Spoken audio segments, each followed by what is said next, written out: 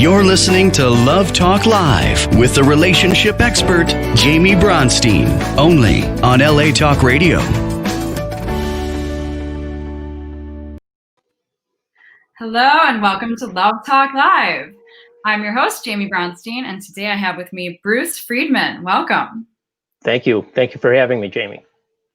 So thanks for doing the show at this time. Bruce is in Chicago and it's evening there. So Bruce is a wealth manager and he's going to tell us all about what he does with relationship to relationships. And before we get into it, I just want to share a crazy story.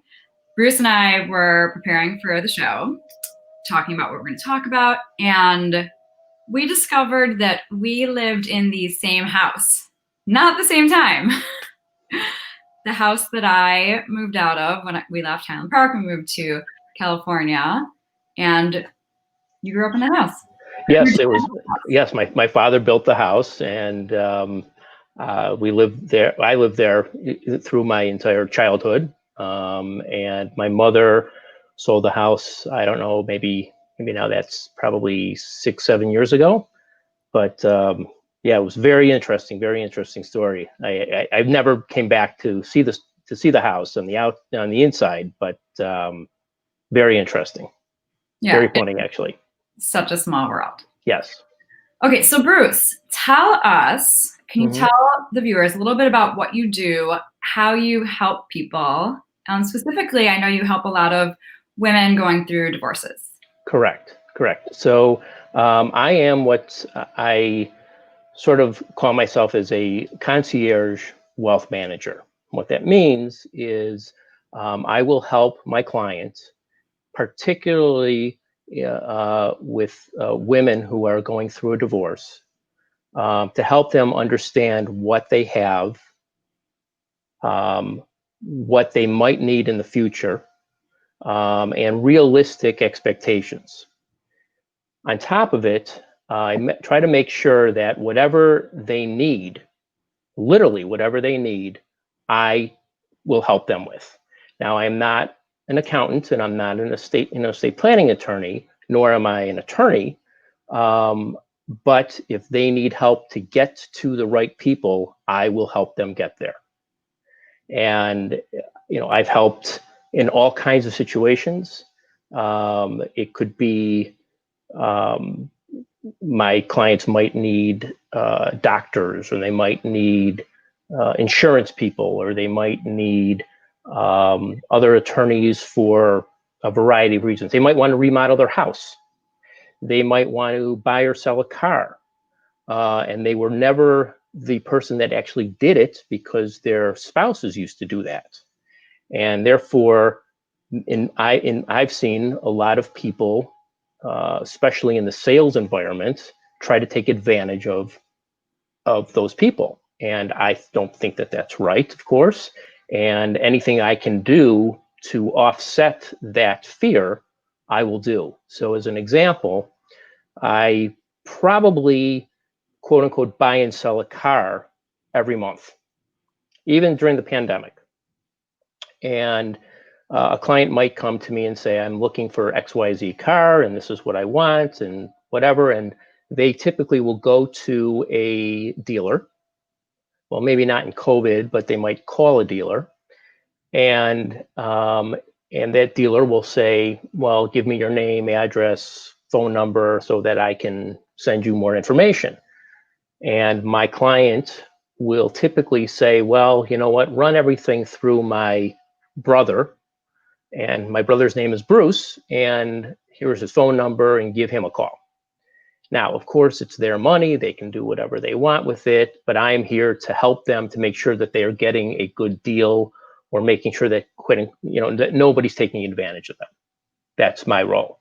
So going forward, I help them create budgets, if in fact they need budgets, because they don't understand the market. And many of my clients don't understand the market, but they are learning the market. And I try to help them or educate them on what the market does, how it reacts, because everyone's listening to what's happening in the world. And and they're watching the markets tank, and now they're watching the markets rise. As an example, the market was up very big today on hopefully, good news with a vaccine, but it's also because there's a change of the president. So my clients are paying attention to that, but they might not understand exactly what that means in terms of what their money is doing for them. So I try to help them understand that. I try to help them navigate through what they're spending, and again, make sure that they are in a good place. A lot of my clients also receive what's typically called alimony or maintenance and child support. The ones that receive, let's just stop with maintenance. It's part of my goal to make sure that they could hopefully live on the maintenance that they are receiving from their ex-spouse, so that I can have the money that they received grow to a point where when their maintenance runs out, that bucket of money kicks in, and therefore they can live the rest of their life on, the equivalence of what they were receiving in maintenance, if they can, so that they are carried through the rest of their life.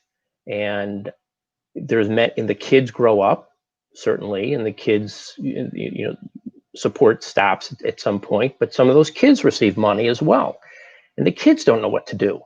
So the kids come to me, and they ask me for help, or my client will come to them and say, "Hey, can you help my clients or my children?" And I'm happy to sit down with them and educate them as best I can to understand what it is to have wealth. So that's sort of that's sort of what I do. I have so many thoughts and questions. The first thing that is coming to me is I got this sense when we were talking, and I'm getting this sense now as well. Sure. It's so wonderful that you come in. It's almost like you're this relief, it seems like. Right. You're this support. Right. And it's like this unexpected relationship in their lives. Because it sounds like, I'm guessing that other wealth managers aren't as relationship focused as you are. Right. So that's, and I can't speak for other wealth managers, but I've always taken the approach that it's not just managing money. I'm all about having a relationship with my clients, and I want, at some point, as things manifest throughout the years, I'm literally considered, a family member. And that's sort of how that's what I would want to be for someone else. And I would want, the people that help me in various ways, I consider them family members. Now, some of them are in fact family members, but most of, other of my advisors are not my family, but I consider them my family.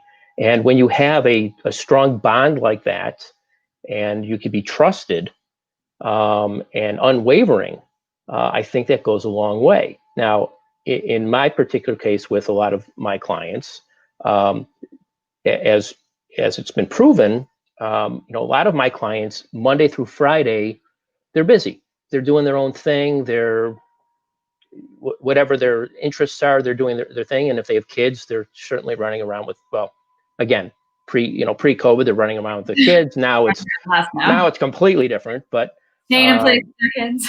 Yeah, so it's a completely different scenario, but hopefully when we get through this COVID period, a lot of my clients might have issues on the weekends, and with typically a typical wealth manager, they might leave a phone call on a Friday, and the answer would be returned on Monday. My phone constantly is ringing.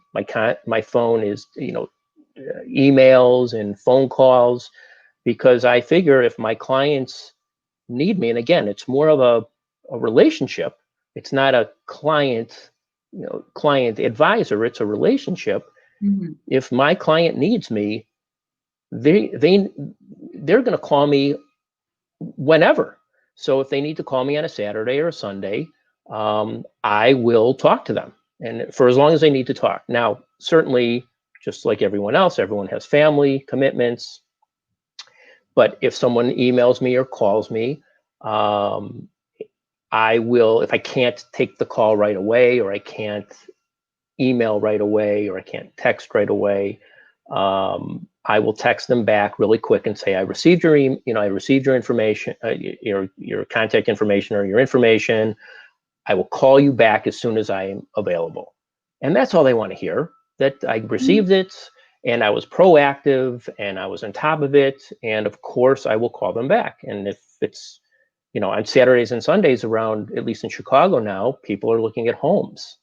People are looking to buy homes because they don't want to be in the city, or they don't want to be in a high rise. So they want to have a home and with a yard.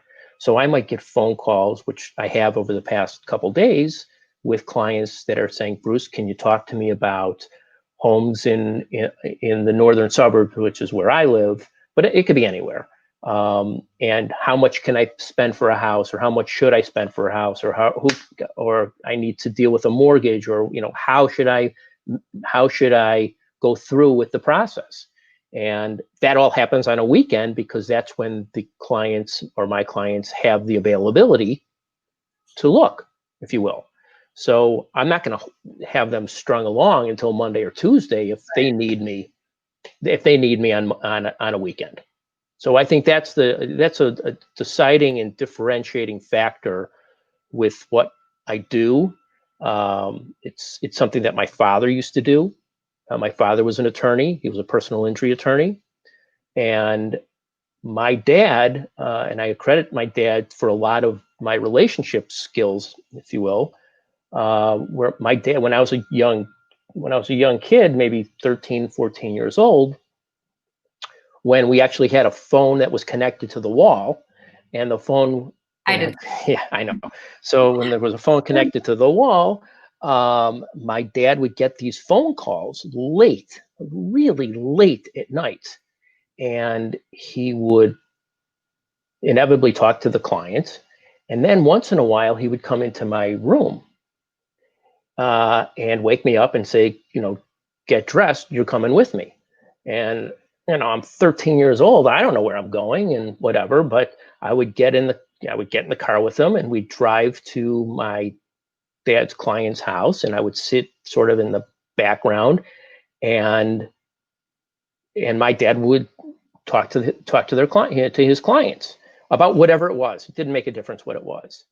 And at the end of the day, or at the end of the evening or the morning, we'd get back in the car, and I'd go home, and my dad would say to me, Bruce, what did you learn?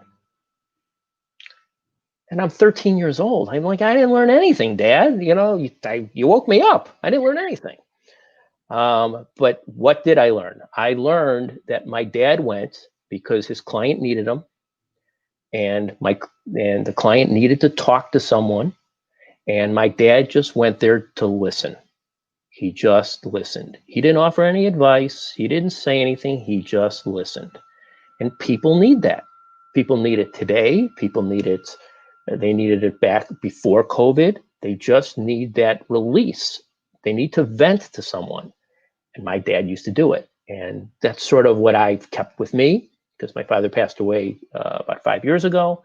But that was one of the greatest things that he had taught me, was to listen and be responsive to those people that needed help. So. Well, I know that when we were talking, you said something about how you are, I forgot your words, you're like a surrogate husband, an ideal husband. Right. So, yeah. So you're like a dream husband, because every woman wants a guy just to listen. Right. So that's exactly right. So I'm like I'm like the surrogate husband they don't need to have a relationship with. Right. Yes, so exactly. You don't need to have a relationship with me. You could scream at me, or whatever. I'm really working to help you, or help the client. And so literally there's no love in that relationship. I mean, I love my clients, but not in the same way, of course. And for, especially during COVID, where clients are alone in the house, then they can't go out and they can't meet people and they're only having Zoom calls. It's a big deal. They're very lonely and sometimes they're depressed. It doesn't have to be divorce. It could be anyone.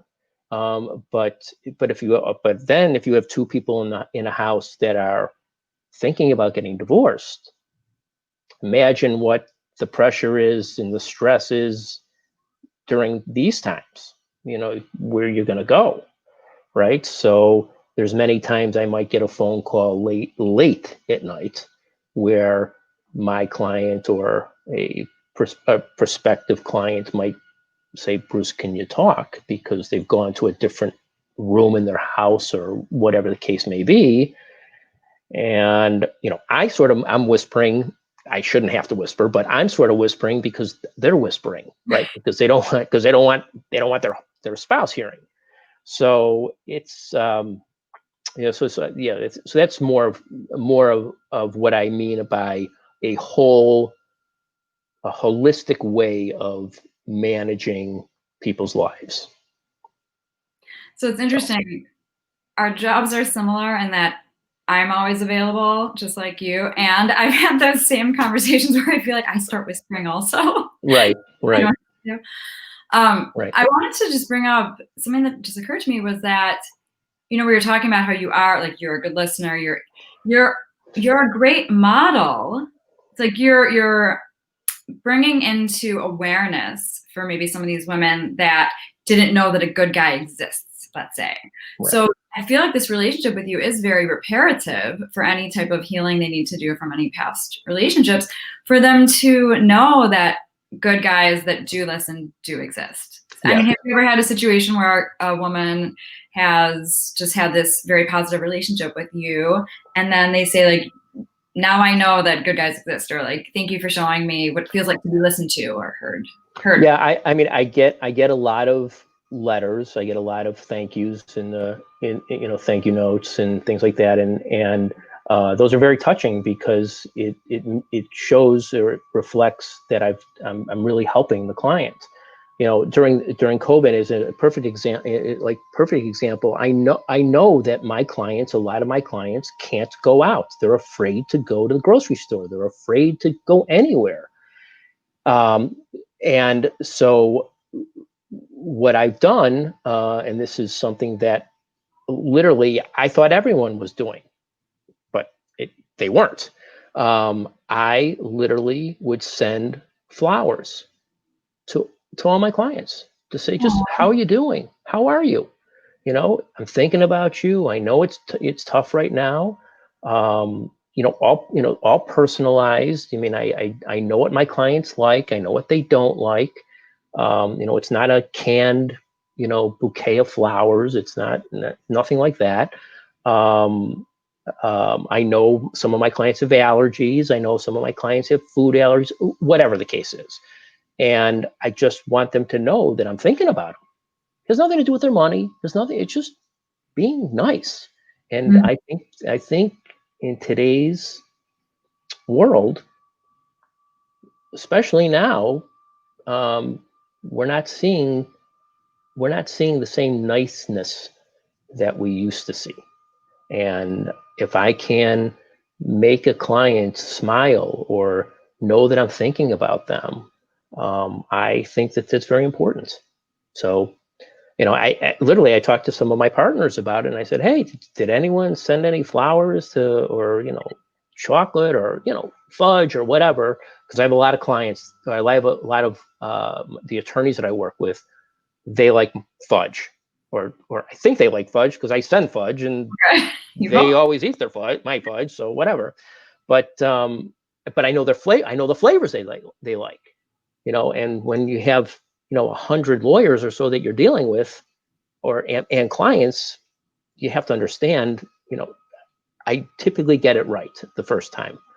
But the fact of the matter is I talked to my partners. I said, did anyone do anything for their clients during this? And not a single one of them. They were more, and when I say partners. It could be someone in my office, or it could be just people that I know outside of my office. And most of them are more like, well, you know what, business is slow and I don't want to spend the money. Okay, well, but maybe you should spend the money, because I mean, what in most cases, what is, $50 or $100 going to do? It's not going to set you back. And if it does, I totally understand that. I totally appreciate that. But you should do something to bring awareness to that client that you're trying to help. And I think that goes a long way throughout the entire process. So you're saying the word nice. I see it as compassion. Right. And doing that type of gesture means so much more than just I received flowers. It's I received love. Someone cares about me. Someone is thinking about me today. And once again, I feel like your role, what you do, and maybe I don't even think you realize how much maybe you impact people's lives. But this is showing, like, maybe this woman has never gotten flowers. Who knows? Or never genuine flowers. Maybe she's gotten like, I'm sorry flowers, but not just I'm thinking about you flowers. And so you're really, I feel like you make such a positive impact in these women's lives. Yep. That's sort of what I'm trying to do. And every day I learn something new, or something that, I'm talking to my clients literally, every other day. It's not like sure, I do my, their investment reviews and everything else in their financial planning, and I take care of all their money, but that's not day to day. Day to day is what's happening in your life. Mm-hmm. And so I make it a point that every week I try to reach out to as many clients as I can, to either send them an email or call them or whatever. If like today, it was a beautiful day in Chicago, 78 degrees, it was sunny, it was beautiful. And I know that's not going to continue. So when I went for my walk, or I went for a run, after I was done with my run, I was walking. And so I called a couple clients on my walk to say, hey, how's it going? Sure, I got some voicemails and others I talked to. Great. And so now I know that they're doing okay. And, then tomorrow it's another day, and I can, hopefully go for another walk or do something and have those same conversations with other clients. So that's by the way, my grandma gave me an update, because my grandma's in Chicago the other day. Okay. Weather there. Yeah. Oh, it's beautiful. It really is amazing. I mean, it was like 60 something in LA, and it's 70 something in Chicago. Yeah, but it's supposed to be 30 on Wednesday. So, So you're just being present and enjoying it. Exactly right. Yes. Okay. So before we wrap up, is there anything else that you want to share about what you do? Do you want to give an example of a client? You can say whatever you want to say, because I want, hopefully people are watching this, maybe they didn't know about you or didn't know what you do. Maybe they knew about you, but exactly what you did. I just have a feeling that you're going to be opening up people's eyes to that a wealth manager does a lot more. At least you do a lot more than maybe other wealth managers do. Right. Well, I have clients all over the country. So it's not just in Chicago. So I have clients in California. I have clients in Florida, New York, Michigan, Colorado, Arizona, Tennessee, Wisconsin. I have clients overseas. So it's easy to speak to them all, because it's, everything's through Zoom or everything's through the internet. I do come out and see them when I can. Now I'm not traveling at all. But once things are safe again, I of course will. So that's not really a barrier as far as I'm concerned. And I'm here to, I stay in the niche that I have been doing for the past 25 years. Can I manage money, or can I help manage money, or be a wealth advisor for other clients with other situations? Of course.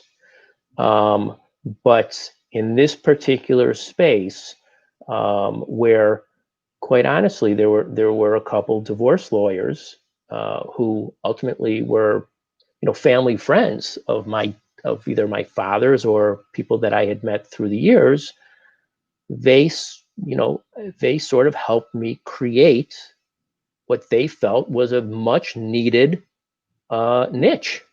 And don't get me wrong. I mean, I send out a lot of cases to lawyers as well. So it's of course, I understand it's give and take. I get that, but if they are the very people who, when they are done with a client who they have had for a couple years, pretty much, and now they're done with them, some of these clients don't know where to go and they don't know what to do. And that's sort of where I come in, maybe in the middle of the case, so that the client can see, it's got to work for both of us, right? It's got to work for me. It's got to work for them. But they can see what they might be missing. And if I can help them, that's sort of how it grows. So I sort of stay in the space that I know, or that when I say no, that I feel comfortable in. And you're good at it. What's that? And you're good at it. And I hope that I'm good at it. I hope that I'm good at it. So that's what I would leave most people. And I'm happy to, if someone wants to call me and run things by me, I'm happy to talk to them.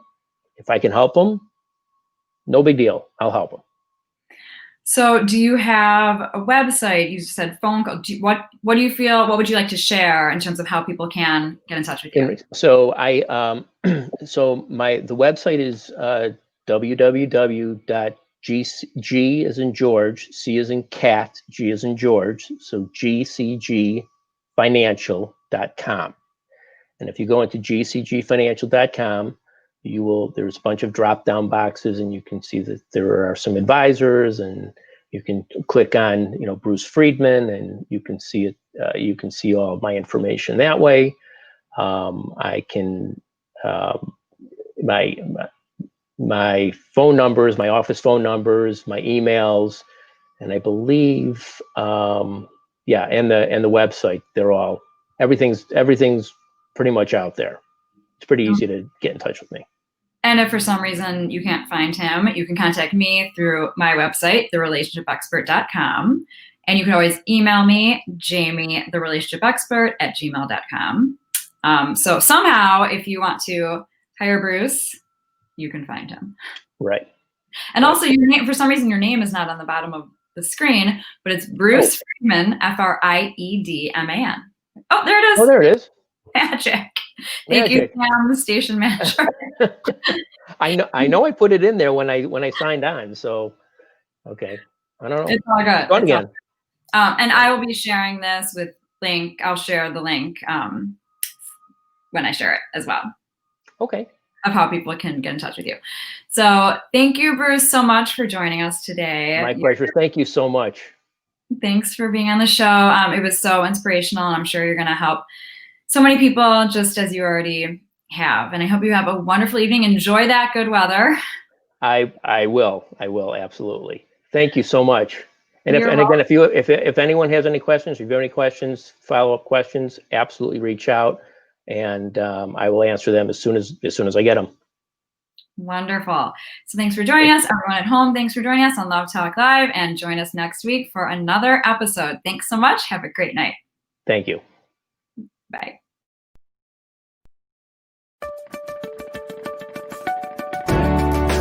You're listening to Love Talk Live with the relationship expert, Jamie Bronstein, only on LA Talk Radio.